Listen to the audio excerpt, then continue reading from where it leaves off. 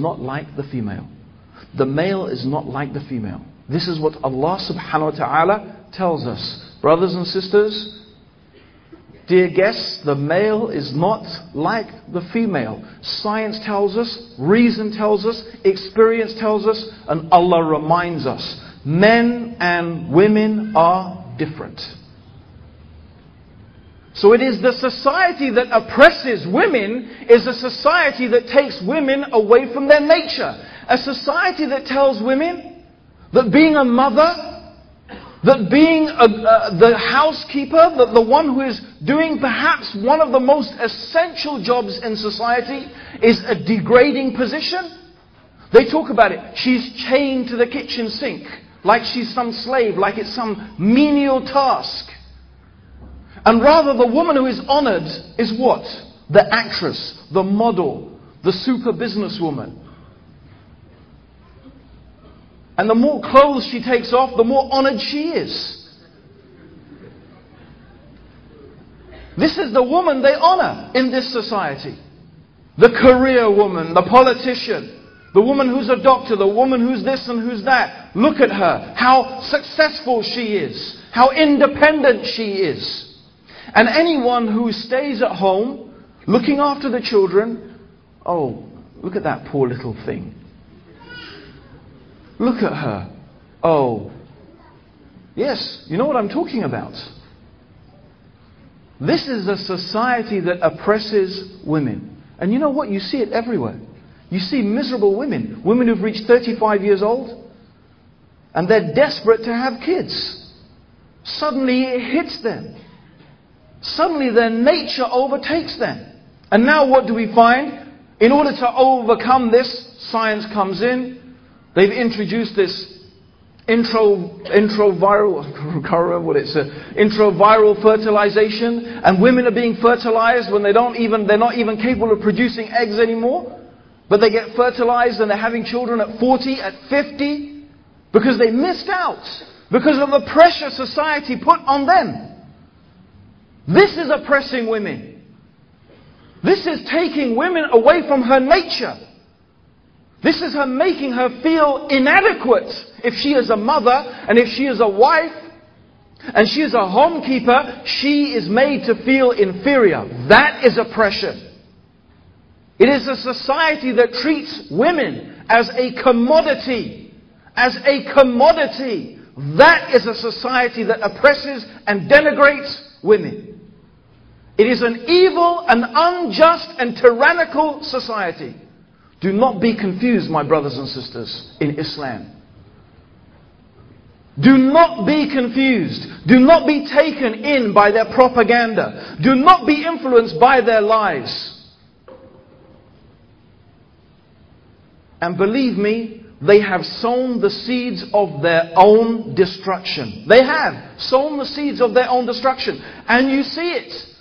Because who is looking after the kids? Who gives the kids the love and the care and the attention that they need? Who is there to teach the kids the morality? Right from wrong. Manners. You know who it is? MTV. PlayStation. Because mummy is out working along with daddy. Huh? And who else is looking after the children? Who is looking after them? Can anyone look after a child like the mother? No. And so you find children coming with no morals, no concept of right and wrong. Violence, sex, drugs, music, fantasy is the norm for them. That is the norm for them. And love, they haven't found love in the home. So what do? They join gangs.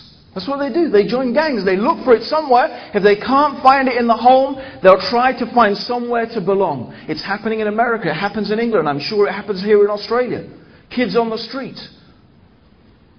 Doing all sorts of things. Why? Because there was no one who nurtured them. They are sowing the seeds of their own destruction. They have already done it. And now they are reaping the evil rewards of their evil philosophy and their injustice and their tyranny. And they blame us. And they point the finger at us.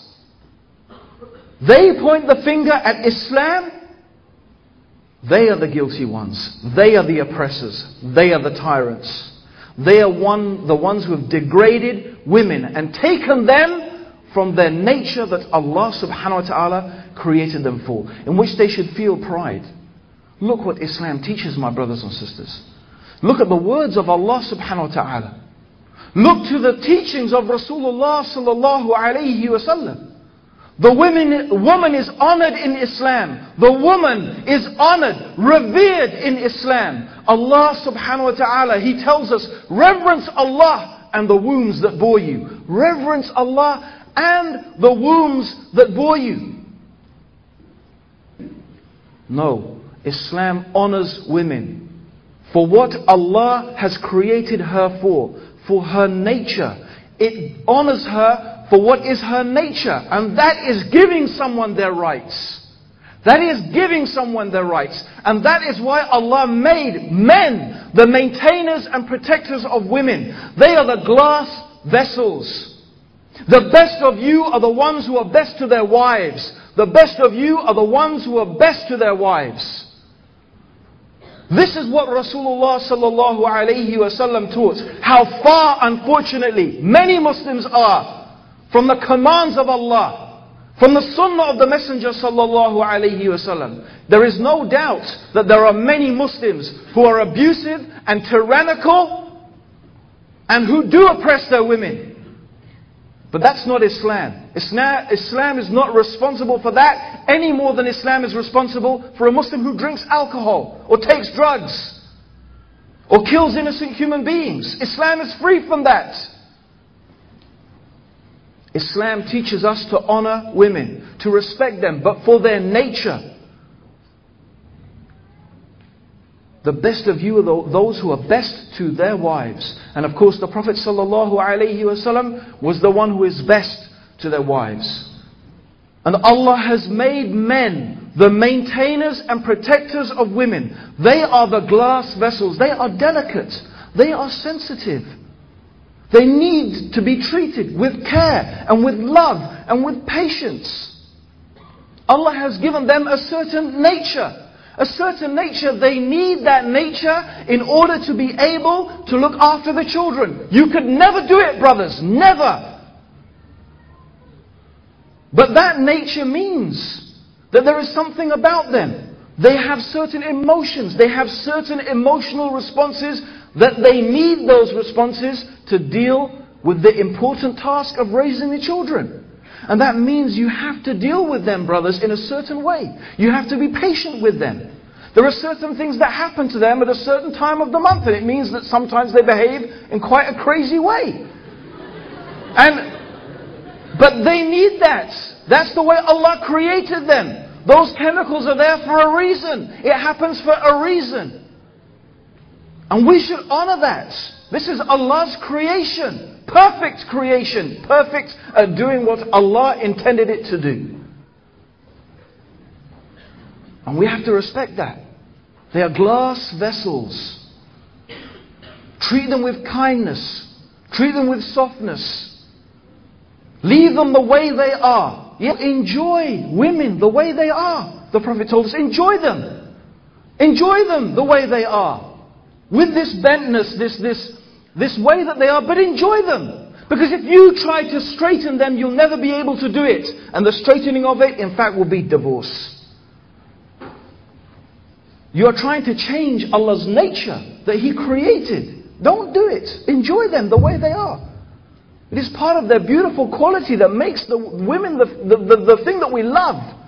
And especially the righteous women, about whom the Prophet ﷺ said, the whole world is green and verdant. But the most precious thing in this dunya, and subhanallah, wallahi, that is the truth. The Prophet always spoke the truth, sallallahu alayhi wasallam. The most precious thing in this dunya is a righteous woman. There is nothing better and nothing more precious in this world than a righteous woman. And whoever marries a righteous woman, inshallah will succeed. Whoever marries a woman for just her beauty, or just her wealth, or her lineage, what will you get? Believe me, misery. Marry the righteous one. Marry the pious one. Marry the religious one and be successful. This is the nature that Allah subhanahu wa ta'ala created. This is the path to a beautiful and successful society. It is the foundation of it. Islam recognizes it. Confucianism recognized it also. In fact, every sensible society knows that the very foundation of society is the family. And at the heart of every family is the woman who teaches and cares and nurtures for the children. So we honor her. Islam teaches us to honor her, to respect her as our mother, to revere her. And they say that Islam does not give women their rights, and they say that Islam oppresses women.